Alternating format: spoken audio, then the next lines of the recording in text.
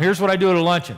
I give a 45-minute overhead presentation, tell them what I do. I ask them to fill out the interest form. Did you see me at in the video say, I'd like to have you get in the left-hand side of your folder, pull out that form, and I'll collect them in the back of the room and we'll have lunch. Did I say that? Yeah, I thought so, because I normally say that every single time. I get into that. In my very first luncheon, I didn't have that form. And what happened was they were looking for some direction from me, and I was looking for feedback from them, and I didn't get it. What happened was they had lunch and they left. Well, I didn't know who was in or who was out, so for the next couple of weeks, I'm calling them up on my phone, trying to find out, and I felt like an ambulance chaser. So in my second luncheon, I changed that around, made a dramatic difference. I knew right at that moment who was in or who was out. Let's say you're all here for the luncheon. I say get into the packet, get in the left-hand side, fill it out, and I'll collect it back here in the back of the room, and then we'll have lunch.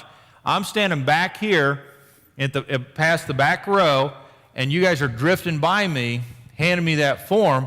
As you're sitting down eating, I'm going to thumb through there because I can't resist it.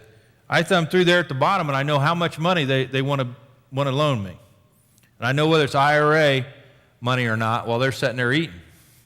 I mean, you know instantly who's in, who's out, and who's got questions, who's on the fence. Just like that. Is that cool?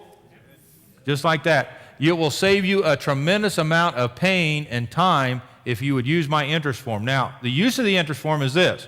If I go to you and he says he's going to loan me $500,000, do I hand him an interest form? No.